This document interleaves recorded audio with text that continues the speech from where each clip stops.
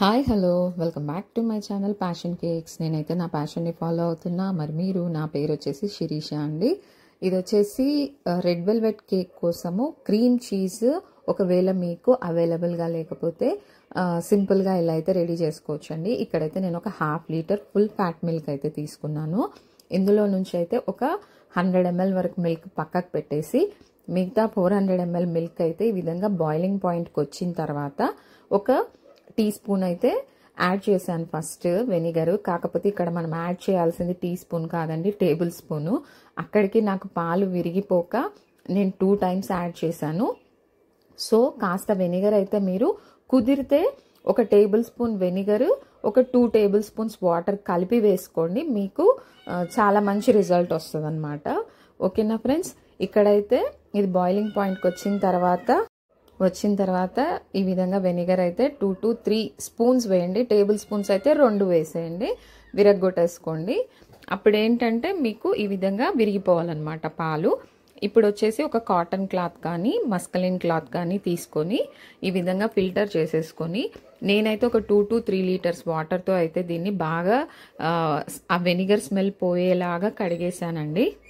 కొంచెం అయితే టేస్ట్ చూడండి. వాష్ చేసిన తర్వాత మనకి ఎలాంటి వెనిగర్ స్మెల్ అయితే రావట్లేదు అనుకుంటే దీంట్లో నుంచి వాటర్ అంతా బయటికి గట్టిగా పిండేసేసి, మామూలుగా మనకి పన్నీర్ కూడా ఇదే ప్రాసెస్లో చేస్తారు కదండి, సేమ్ అలాగే. కాకపోతే ఇక్కడ మనం ఈ పన్నీర్ని క్రీమ్ చీజ్ చేయడానికి వాడతాం. ఒకవేళ మీకు ఇదంతా ప్రాసెస్ లెంతీగా అనిపిస్తే డైరెక్ట్గా పన్నీర్నైనా యూజ్ చేయొచ్చు అనమాట. కాకపోతే చాలామంది రిక్వెస్ట్ చేయడంతో లాస్ట్ టైం పన్నీర్తోనే చేశాను. చాలా మటుకు మన సబ్స్క్రైబర్స్ అక్క పన్నీర్తో కాకుండా ఇంట్లోనే చేసేలాగా చూపించండి అంటే ఈ క్రీమ్ చీజ్ అయితే ఇలా చూపించానండి.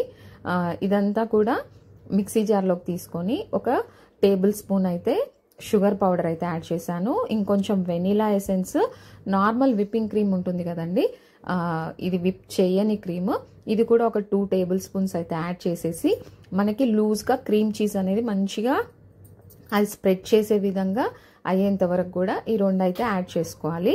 అంతే, మన క్రీమ్ చీజ్ అయితే రెడీ అయిపోయినట్టే.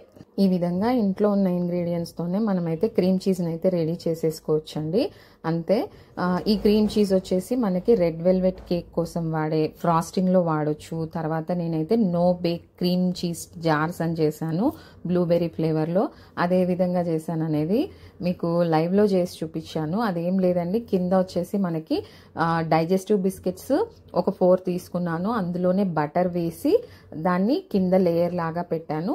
తర్వాత విప్పింగ్ క్రీమ్లో క్రీమ్ చీజ్ ఇంతకుముందు చేసుకున్నాం కదా, దాన్ని అయితే ఎక్కువగా కలిపేసుకొని నేను ఈ విధంగా దాని మీద అయితే బిస్కెట్ మీద అయితే స్ప్రెడ్ చేసి పైన బ్లూబెర్రీ క్రష్ అయితే వేసానండి. చాలా అంటే చాలా టేస్టీగా ఉంది. ఒక్కసారి అయితే ట్రై చేయండి ఎవరైనా సరే, మంచి టేస్టీ ఐటమ్ అనమాట. ఈ విధంగా అయితే ఈ క్రీమ్ చీజ్ని మనము డిఫరెంట్గా వాడవచ్చు. సో మీకు ఎవరికైనా నచ్చితే ఇది ఒకసారి ట్రై చేయండి. ఫస్ట్ టైం మన ఛానల్ ఎవరైనా చూస్తుంటే ప్లీజ్ లైక్ చేయండి, షేర్ చేయండి, సబ్స్క్రైబ్ చేయండి. ఇంకొకటి ఏంటంటే తప్పకుండా కమెంట్ చేయండి. ఓకేనా ఫ్రెండ్స్, మీ కమెంట్స్ కోసం వెయిట్ చేస్తూ ఉంటాను. ఈ రోజుకైతే ఇంతేనండి. మరొక మంచి వీడియోతో మళ్ళీ కలుసుకుందాం. అంతవరకు ఉంటాం. బాయ్.